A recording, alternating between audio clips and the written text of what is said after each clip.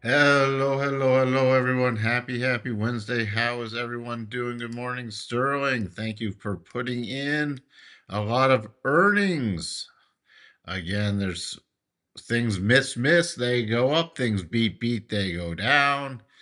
It's all over the place. So if somebody by the way, keep an eye on this one for long term.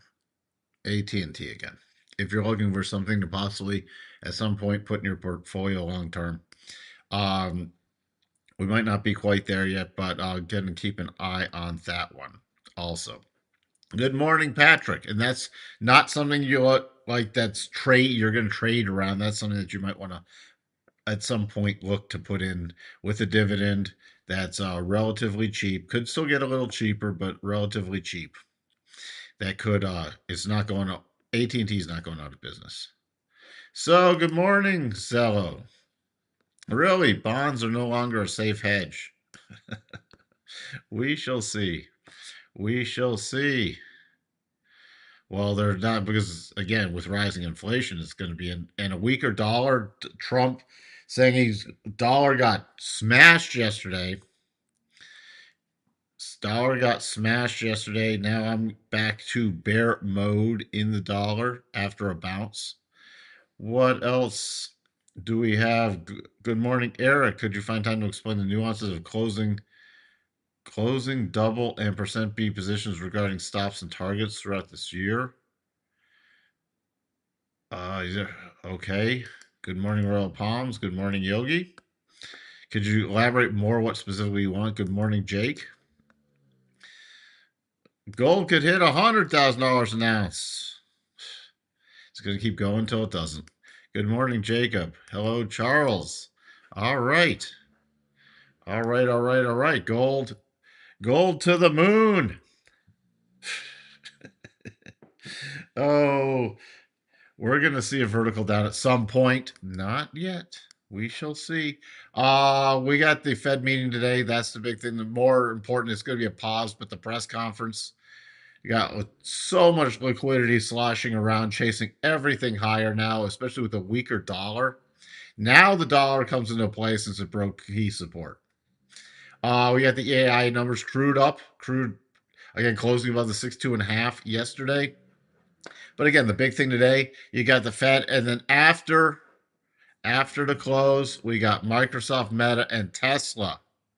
Also IBM in there, but Microsoft, Meta, and Tesla. So Microsoft and Meta have gotten a little tear the last 4 days. Higher going into earnings. Tesla is just stalled out.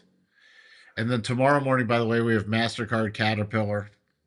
And after the close, we have Apple and Visa are the big ones. So, good morning, Heinrich. How are you doing? Hello, Charles. Nancy Pelosi was right. Stocks going up. There's so much liquidity sloshing around. Now, David Atkins, good morning. I think we're in a blow off top for everything at this point.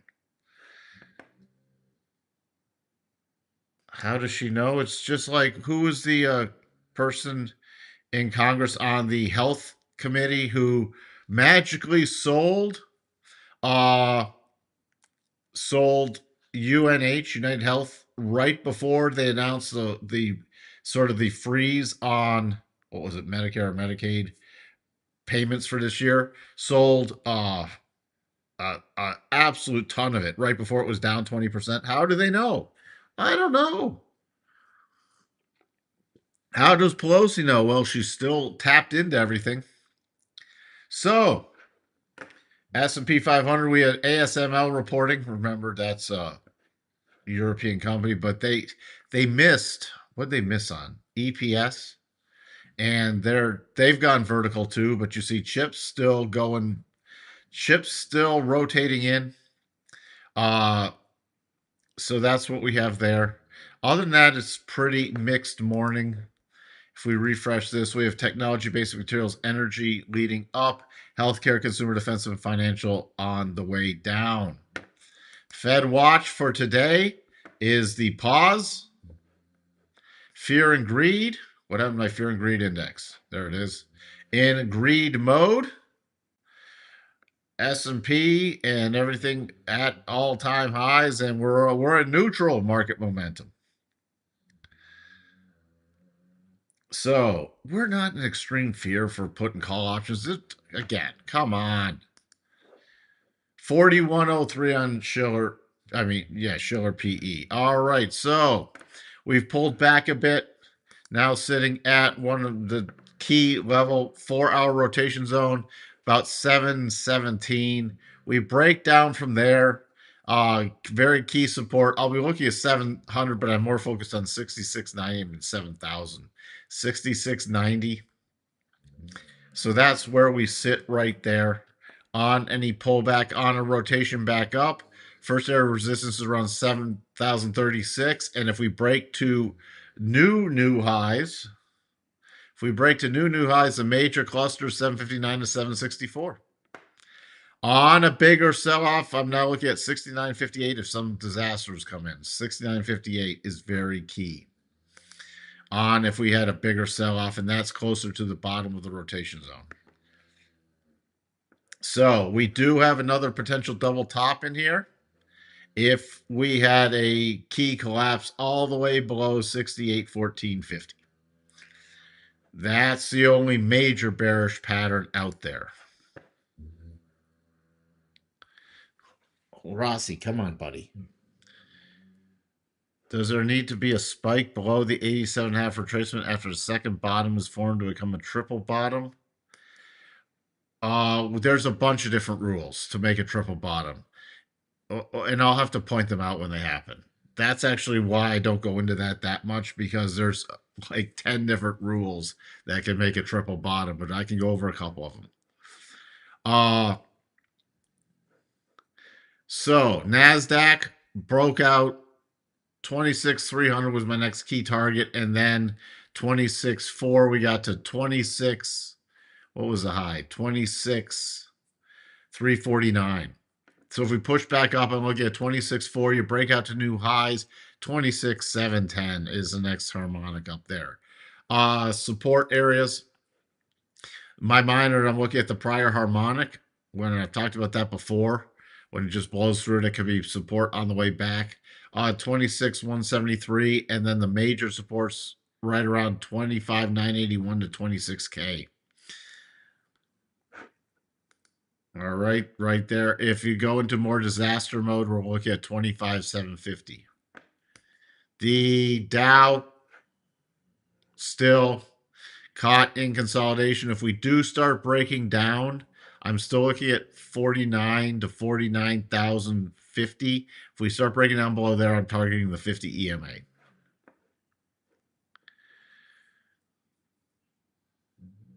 All right. There's lots of stuff in the chat. I got to get through this and I'll look at the chat. I'm looking to see if we do get a head. We don't have it yet, but I'm looking to see if we do get a head and shoulders chop in the Russell 2000. And we close below the rotation zone. That's what I'm looking for there for a minor pullback. If not, if we break higher, especially above Monday's high, I'm targeting 2709. We close above that 2723 roughly. VIX still just sort of grinding slightly higher overall.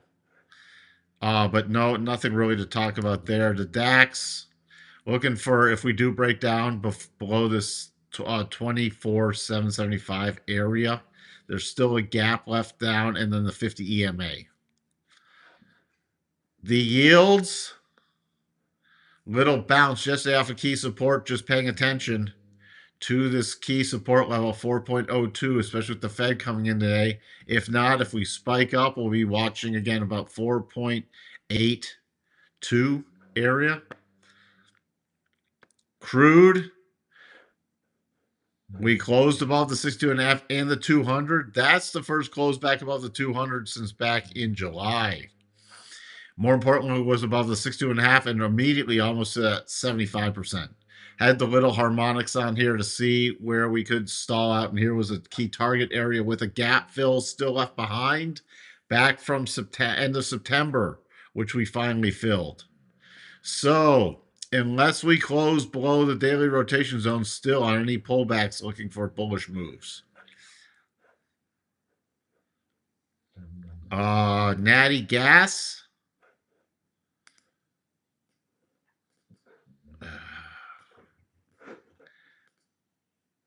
Natty Gas, the only thing I'm watching is this. I did not update the chart, but the only thing I'm watching is if we do trigger that double, there's still gaps left behind. That's the only thing I'm watching from this, that this move could be over in the short term. So, gold, again, completely vertical. This is really now looking like a complete blow off top. But does that mean you get out or short? You definitely trail in my book. On any quick drop, I'm looking at 5K is the key support area. 5K. Next harmonic is 53.21. The other challenge, when you get this kind of price action and you don't even get pausing bars, that's generally when I can't even get a pausing bar. We're in blow off top territory, and that holds true for stocks. It holds true for everything. Does that mean it has to end? No, but my key thing is I start trailing below the low on a closing basis of the last bar. Silver in potential double top territory. Just remember that does not mean it has to trigger, but that's where I'm watching from a trailing perspective is 102.90.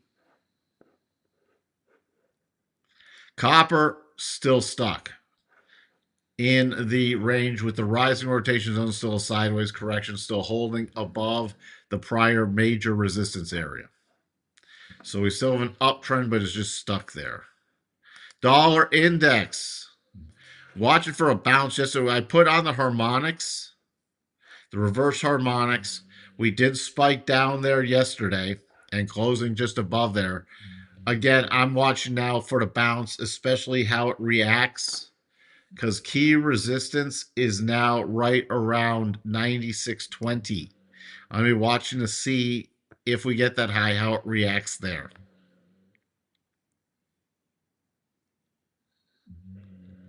Good morning, Anissa. Perhaps crude weekly is a triple bottom example.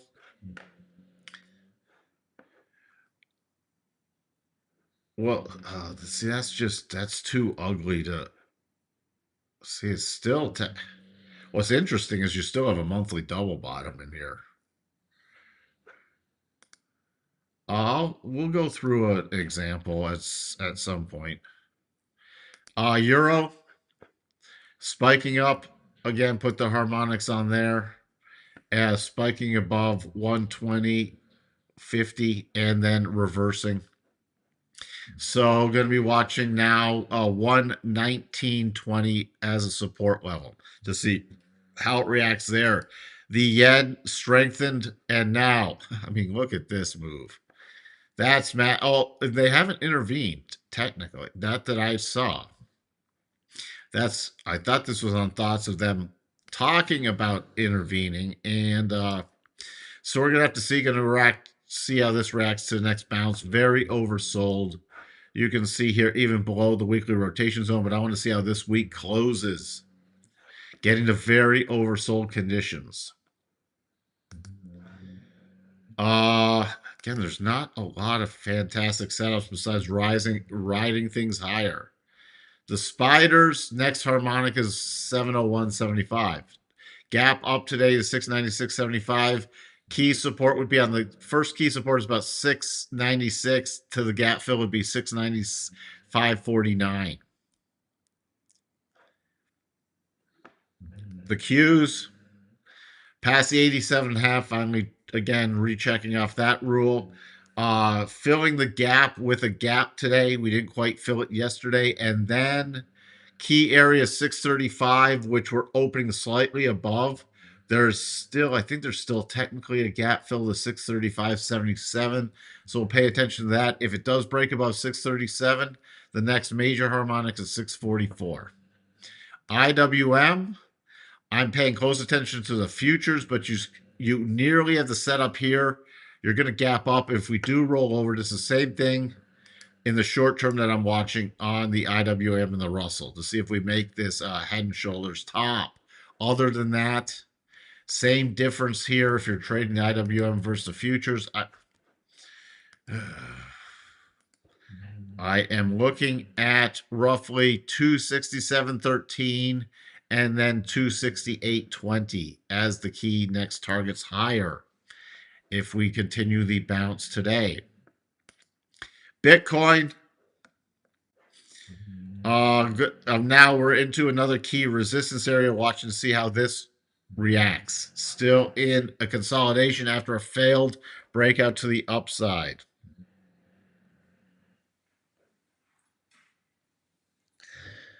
So, what else have I missed?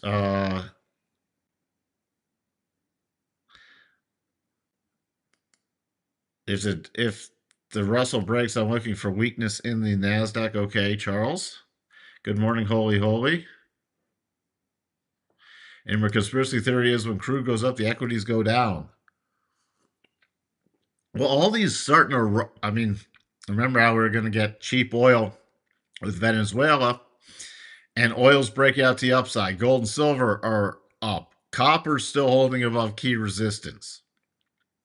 You have some things that are, again, commodities, and that's not deflationary or disinflationary.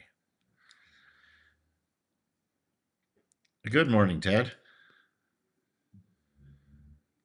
Yeah, URA, there is a massive potential double. You are correct. I'm still in bullish mode in URA. Now, I would shift into major pullback mode if that did trigger. Other than that, URA, I'm keeping an eye on the back to the rotation zone yesterday. We do have a little minor double top, but it's gapping up today. I think we're going to retest highs, but if this gap up, I don't think takes it out of contention. Unless we had a strong reversal, that's the only thing that's not the big double top. That's a minor double top that I'd be using it not for shorts but for pullback plays. Other than that, uranium still looking for. There's something else. Another commodity. We're into the commodity cycles going up. So, minor 63, 65, 64 area. Major level, I'm still looking at 70, 73. Bigger picture, I mean, here you go. Keep an eye at this 50% harmonic. Bigger picture. Amazon also has a weekly potential double top, but has flattening weekly rotation zone so far.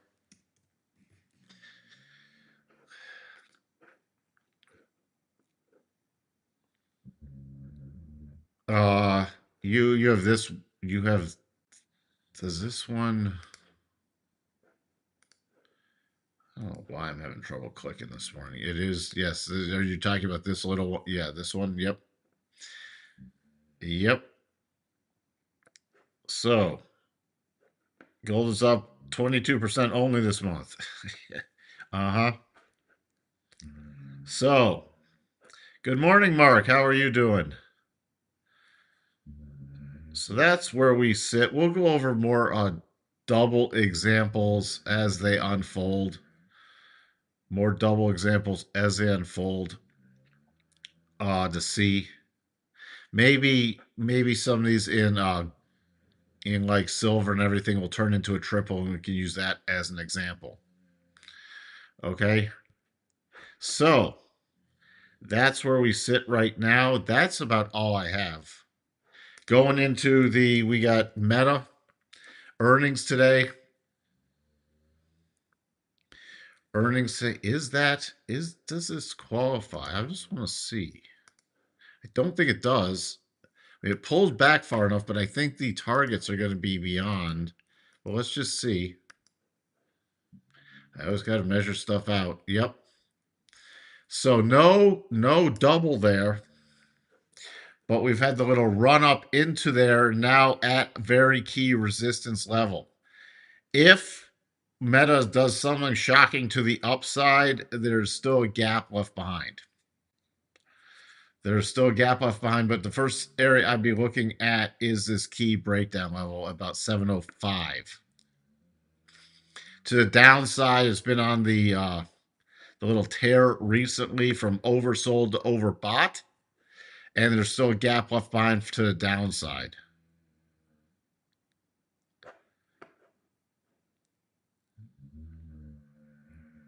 Uh, Longer term, there's a confirmed monthly double bottom in Target. Yes, there is. Target again. Another longer term play. Longer term play. This was a double bottom that's confirmed, not officially triggered on the monthly. So, but on the weekly, it was still qualified on the weekly. It's still these bounces did not invalidate it. This would have had to move. This would have had to move above the 75 and then go back lower to invalidate it. It did not. So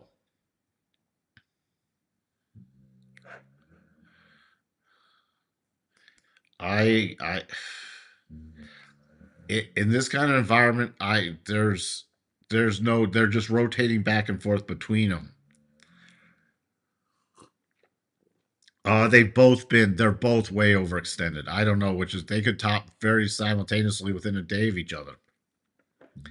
Because when the air comes out of it, it's going to probably be very rapid. What else? Can we check on IREN?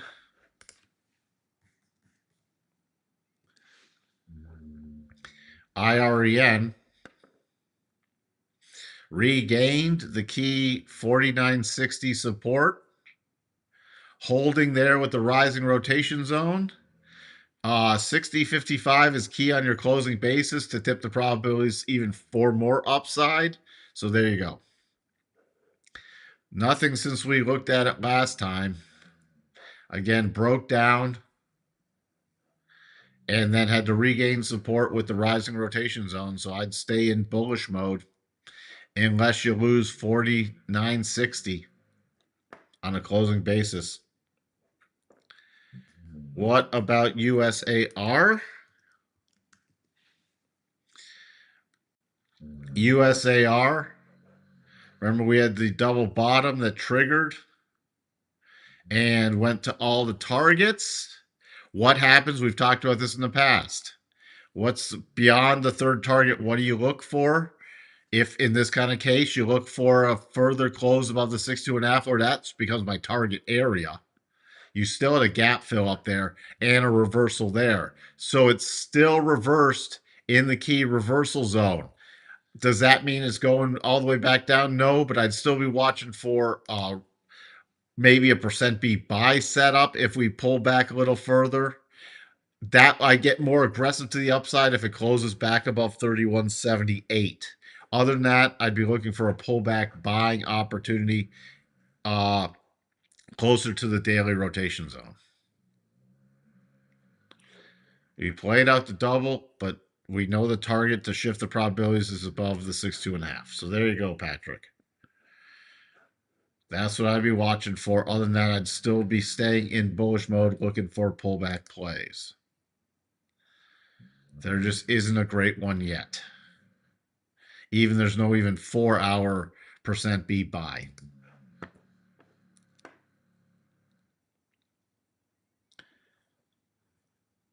In what, Mark? A big cup and handle pattern in what? You're welcome, Patrick. I have no idea. I do not use Trade Ovate. With that, I shall talk to everyone tomorrow. Hope everyone has a wonderful trading day. Remember, Fed meeting this afternoon and key earnings after close. So we'll see how things play out tomorrow or overnight. Bye for now.